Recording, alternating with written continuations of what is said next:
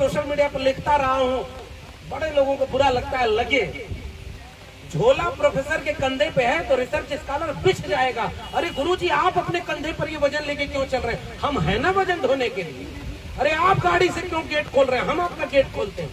कहीं गड्ढा हो तो रिसर्च स्कॉलर लेट जाएगा कि आपकी गाड़ी में कहीं धक्का न लग जाए।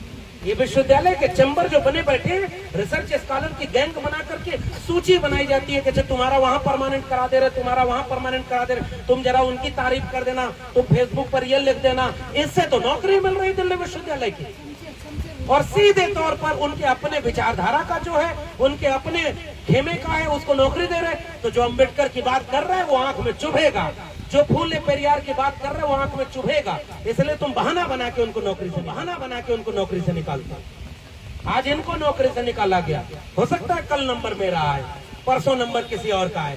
तो जो चुप रह करके नौकरी से निकल गया, वो भी जब नौकरी से निकल रहा है तो मैं बोल करके नौकरी से निकलूंगा तो मुझे कम से कम नाज रहेगा कि मैं किसी के सामने झुका नहीं था, अपने उसूलों पर खड़े होकर के नौकरी बनाएंगे। तुम हमको वाइस चांसलर बनवा देना, इसी से तो पूरा देश चल रहा है। विश्वविद्यालय क्या बना रहे हो आप? ये कूड़े के घर में तब्दील हो जाएंगे। ये विश्वविद्यालय नई शिक्षा नीति लागू होने के बाद वैसे ही फीस महंगी हो गई, वैसे ही विश्वविद्यालय का सिलेबस कैसे बदला जा रहा है, वैसे ही सारी चीजें बदली जा रही हैं। ये तो इस विश्वविद्यालय में ऑलरेडी हो रहा है। और देश के लोगों को जब तक पता चलेगा कि शिक्षा चौपट हो जाएगी, तब तक बचाने को कुछ बचेगा नहीं।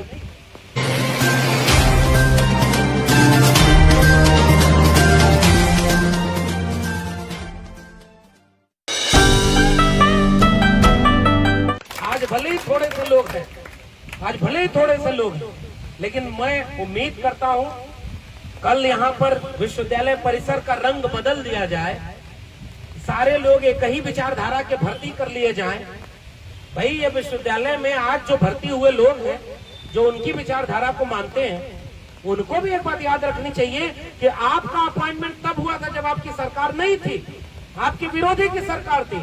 फिर भी कोई इंटरव्यू में बैठकर आपको नौकरी दिया ना।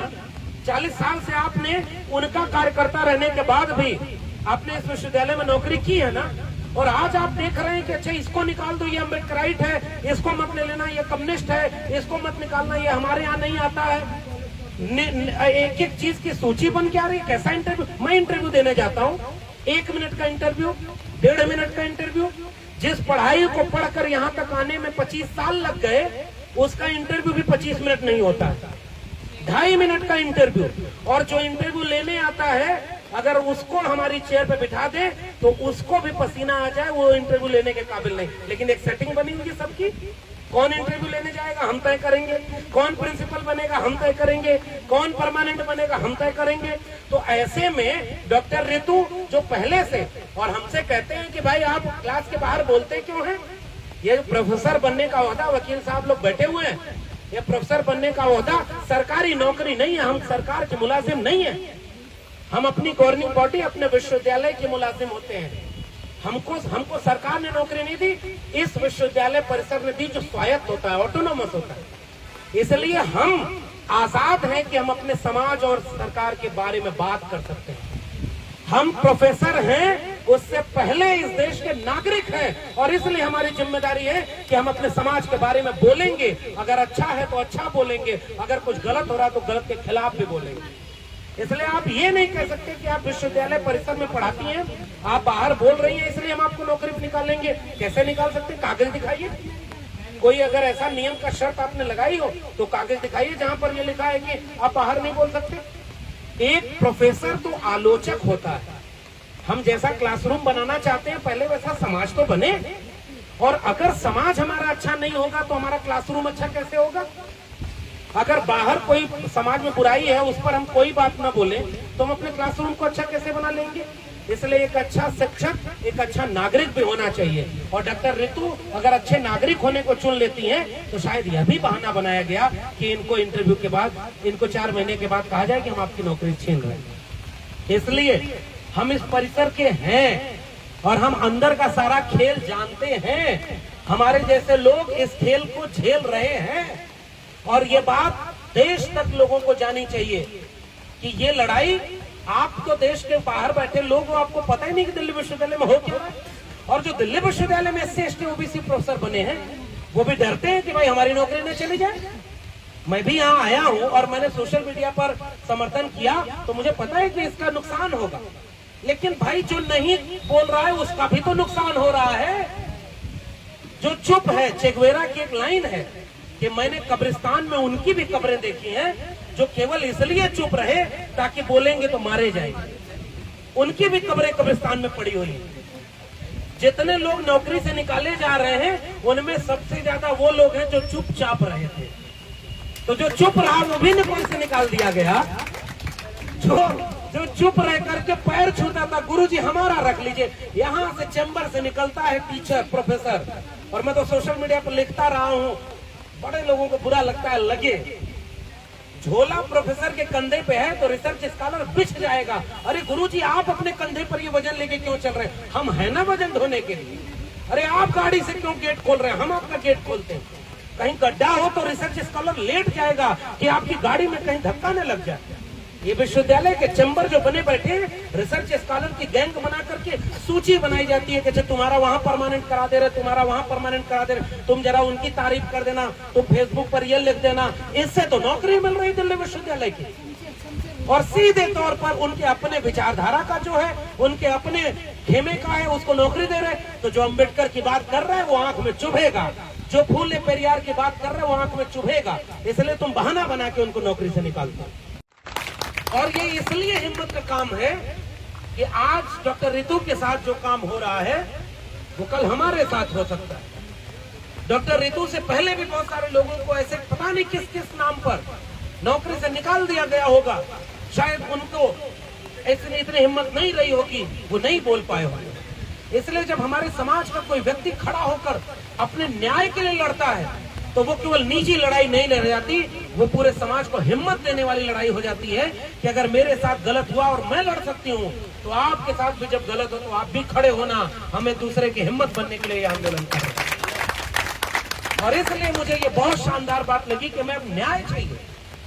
और मैं यहाँ पर खड़े होकर के साफ तौर पर यह कहना चाहता हूँ, जो लड़ाई आज डॉक्टर रितु की है वो लड़ाई असल में हमारी भी लड़ाई है।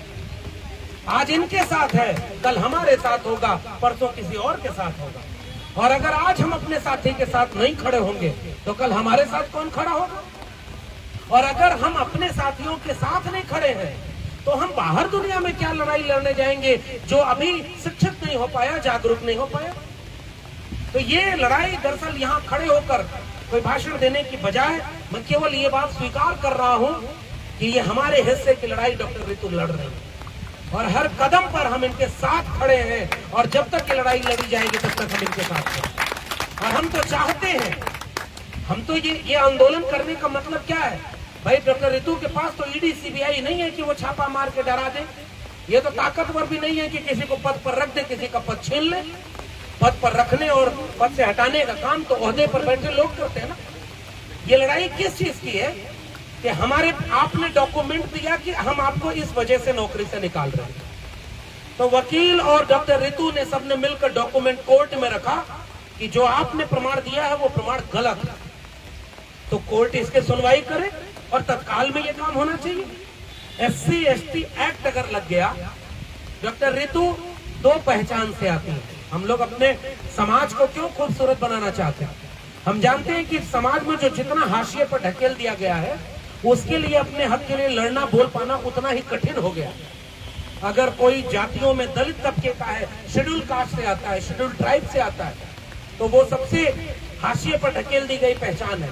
और उनमें भी अगर कोई महिला है तो वो दुगनी पहचान उतनी हाशिए पर ढकेल दी गई है। वहां से कोई खड़ा होकर के लड़ने की हिम्मत करके दिल्ली विश्वविद्यालय के गेट नंबर 4 पर बैठ जाए तो ये सामान्य हिम्मत का काम नहीं है, ये बहुत हिम्मत का काम है। और हम केवल यहां से ये मांग करते हैं कि न्याय होना चाहिए। जो गलत है उसे सजा मिले, जो सही है उसके साथ न्याय हो। और हम जानते हैं कि अब तो विश्वविद्यालयों में कौन लोग प्रोफेसर बन रहे हैं। आप जिस पावर जिसके पास है, जिसके पास ताकत है, जो सत्ता में है, आप उनके जाके पैर छूइए, आपको नौकरी मिल जाएगी। आप उनकी विचारधारा का झंडा उठा लीजिए, आप परमानेंट कर दिए जाएंगे। और आप उनकी विचारधारा को नहीं मानते आपको कभी इंटरव्यू में 1 मिनट से ज्यादा समय नहीं दिया जाएगा। आज जो हो रहा है, डॉक्टर रितु तो शुरुआत कर रहे हैं उस लड़ाई की। ये लड़ाई मुझे लगता है कि शिक्षा को बचाने की लड़ाई तक जानी चाहिए। इतना बड़ा विश्वविद्यालय, ये केवल नौकरी बचाने की लड़ाई नहीं है। मैं यहाँ से एक सवाल पूछना चाहता हूँ, इस विश्वविद्यालय मैं आया हूँ तो मुझे पता है कि हलचल विश्वविद्यालय में होगी। हमें भी नोटिस दिया जाएगा कि भाई तुम कैसे चले गए, क्योंकि हमारे पास ऑलरेडी कई नोटिस दिया जा चुका है, हम भी उनके निशाने पर। लेकिन अब पता नहीं, डॉक्टर रितु को उन्होंने पहले निशाना बना लिया, इसलिए हम डॉक्टर रितु के साथ खड़े हैं।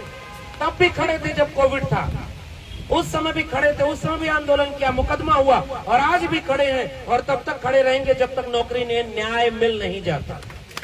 और ये लड़ाई इसलिए भी लड़ी जानी चाहिए, आज एक व्यक्ति अगर दिल्ली विश्वविद्यालय के प्रोफेसर बनने के ओहदे तक कोई पहुंच गया, उसके साथ अन्याय हो गया, वो न्याय नहीं ले पाया, ये गांव वालों को हम कैसे उम्मीद करेंगे कि वो अपने हिस्से की लड़ाई लड़के न्याय पा जाएंगे? जहां न मीडिया है, ना जहां कोई बोलने वाला, जहां कोई शायद महमूद प्राचा, शायद कोई भानु प्रताप सिंह भी ना हो, कोई दमदारी से खड़े हो जाए कि नहीं हम आपके लिए कोर्ट में खड़े होंगे। यहाँ तो देश भर से लोग आ रहे हैं, और डॉक्टर रितु को हमारी भी हिम्मत मिले, हमें भी लोग फोन करके पूछते हैं कि भाई वो आंदोलन कैसा है। मैं एक ही बात बोलता हूँ, वो आंदोलन आप उनके बैनर पर देखिए, वो नौकरी मांगने का नहीं, न्याय मांगने का आंदोलन है, और वो बहुत बड़ा आंदोलन है। इसलिए तुम बहाना बना के उनको नौकरी से निकालते हो। आज इनको नौकरी से निकाला गया, हो सकता है कल नंबर मेरा आए, परसों नंबर किसी और का आए, तो जो चुप रह करके नौकरी से निकल गया, वो भी जब नौकरी से निकल रहा है, तो मैं बोल करके नौकरी से निकलूंगा तो मुझे कम से कम नाज रहेगा कि मैं किसी के सामने झुका नहीं था, अपने उसूलों पर खड़े होकर के नौकरी से निकला। और इसलिए मैं डॉक्टर रितु के समर्थन में खड़ा हूँ। ये चाहती तो नौकरी से निकलने के बाद किसी प्रोफेसर के चैम्बर में जाकर कहते हैं कि हम आपके सामने बैठे हैं, अब हमें नौकरी दिलवा दीजिए, हम अब कुछ नहीं बोलेंगे, हम अब कोई काम नहीं करेंगे सामाजिक। लेकिन डॉक्टर रितु ने ये काम नहीं चुना। वो चाहती तो झुक करके, समझौता करके नौकरी जैसे बाकी लोग ले रहे वैसे लेती, लेकिन उन्होंने अगर ये काम चुन लिया है तो इन्हें पता है कि ये धरना करने के बाद ये कभी नौकरी से नहीं रखेंगे। इसी विश्वविद्यालय में तमाम प्रोफेसर ऐसे रिटायर हो गए जिनकी डिग्री फर्जी है। भाई डिग्री केवल वो बड़े वाले नेता की फर्जी नहीं है, उस पर कोई बात नहीं होती, और हम जानते हैं ऐसे लोगों को। लेकिन चूंकि आपस का एक रिश्ता होता है, हम तुम्हें बचाएंगे, तुम हमें बचा लेना, हम तुम्हारा समर्थन करेंगे, तुमको कमेटी में डाल देंगे, तुमको जो है हम अपॉइंट कर देंगे, बड़े ओहदे पर चले जाना, तुमको ये डिग्री दे देंगे, तुमको विदेश भेज देंगे डेपुटेशन पर। सब एक दूसरे के समझौते से चल रहे हैं। हम तुमको प्रिंसिपल बनाएंगे, तुम हमको वाइस चांसलर बनवा देना। इसी से तो पूरा देश चल रहा है। विश्वविद्यालय क्या बना रहे हो आप? ये कूड़े के घर में तब्दील हो जाएंगे। ये विश्वविद्यालय नई शिक्षा नीति लागू होने के बाद वैसे ही फीस महंगी हो गई, वैसे ही विश्वविद्यालय का सिलेबस कैसे बदला जा रहा है, वैसे ही सारी चीजें बदली जा रही हैं। ये तो इस विश्वविद्यालय में ऑलरेडी हो रहा है, और देश के लोगों को जब तक पता चलेगा कि शिक्षा चौपट हो जाएगी तब तक बचाने को कुछ बचेगा नहीं। तो अभी उसकी लड़ाई कोई क्या लड़े? यहाँ एक अपना साथी अगर नौकरी से निकाल दिया गया और उसको हम न रोक पाए, हम जानते हैं कि हम खड़े होने के बाद ये नौकरी वापस नहीं मिलेगी। हम ये भी जानते हैं, हम ये जानते हैं कि हम यहाँ खड़े होकर बोल रहे हैं तो हम भी चुपते हैं उनकी आंखों में। लेकिन एक बात है, हम क्यों चुपते हैं? हम शुरू से ऐसे थे क्या? वो एक शेर है ना बहुत महत्वपूर्ण, कि जी नहीं सकता तो जीने की तमन्ना छोड़ दे, बहते बहते रुक जाए वो दरिया छोड़ते, फूल था मैं और मुझे कांटा बनाकर रख दिया, और अब कांटे से कहते हो कि चुभना छोड़ दे। तो पहले तो हमारे लोग अच्छा जितने चुपचाप बैठे हैं, डॉक्टर रितु की तरह नहीं बोल रहे या मेरी तरह नहीं बोल रहे, तुम उन्हीं को परमानेंट कर देते। कोई परमानेंट नहीं हो रहा है भाई, परमानेंट वो हो रहा है जहां वहां से लिस्ट आ रही है। और इशारा, समझदारों को इशारा काफी समझ जाइए। तो जो महिला एक वंचित शोषित तबके से आकर के यहाँ दिल्ली विश्वविद्यालय की चार दीवारी पर खड़ी होकर के अपने हक के लिए अगर लड़ रही है, मैं जानता हूं और ये बात महसूस कर रहा हूं कि इसके लिए बहुत हिम्मत की जरूरत है। और मैं यहाँ खड़े होकर डॉक्टर रितु की हिम्मत को अपनी हिम्मत देकर के मजबूत करना चाहता हूं, और इनसे हिम्मत लेकर के लौटूंगा कि ऐसे न्याय की लड़ाई और लड़ाई जानी चाहिए। और आज इस देश में 3 जनवरी 1848 को पहला स्कूल खोलने वाले ज्योतिबा फूले और सावित्रीबाई फूले, जिन्होंने पढ़ाने जाने के लिए लाठी खाई, गाली खाई, गोबर खाया, आज अगर वो होंगे कहीं प्रकृति में, कहीं भी उनका वजूद होगा, तो एक लड़ती हुई महिला को देखकर खुश हो रही होंगी सावित्रीबाई फुले कि चलो शिक्षा के लिए एक महिला अपने हक के लिए बोल रही है। आज ऋतु बोल रही है, हमें उनके साथ खड़ा होना है, क्योंकि कल हम अगर हमारे शिकार होंगे तो हमारे साथ कौन खड़ा होगा। इसलिए आप सब यहाँ पर आए हैं, हम सब आते रहेंगे, लगातार इस आंदोलन में शामिल रहेंगे और न्याय होना चाहिए। हमारी एक ही मांग, जो गलत है उसको सजा मिले, जो सही है उसके साथ न्याय हो। और इस न्याय की लड़ाई में हम आखिरी वक्त तक संवैधानिक मूल्यों के मुताबिक, हम संविधान को मानने और बचाने वाले लोग हैं, हम संविधान को बदलने वाले लोग नहीं है भाई। हम संविधान को मानने और बचाने वाले हैं। ये हमारा संवैधानिक हक है कि हमें अगर कोई चीज गलत लग रही है तो हम यहाँ पर खड़े होकर के अपना धरना चला सकते हैं। उसके लिए आप यहाँ पर आलोचना करते हैं, बिजली नहीं देंगे, वॉशरूम नहीं जाने देंगे, अप्रत्याशित रूप में अटैक करेंगे, आप ये मनोबल तोड़ना चाह रहे हैं। तो ऋतु जी, हमारे पुरखों का बहुत मनोबल टूटा, फिर भी उन्होंने इतनी लड़ाई लड़ी कि हम यहाँ पहुंचे हैं। इसलिए हिम्मत हमारे पास बहुत है, तमाम लोग हैं, मिलकर के इस लड़ाई को लड़ेंगे, जीतेंगे। और हम इस लड़ाई को बिना लड़े आपके साथ हैं तब तक, जब तक कि आपकी जीत न हो जाए। बहुत बहुत धन्यवाद।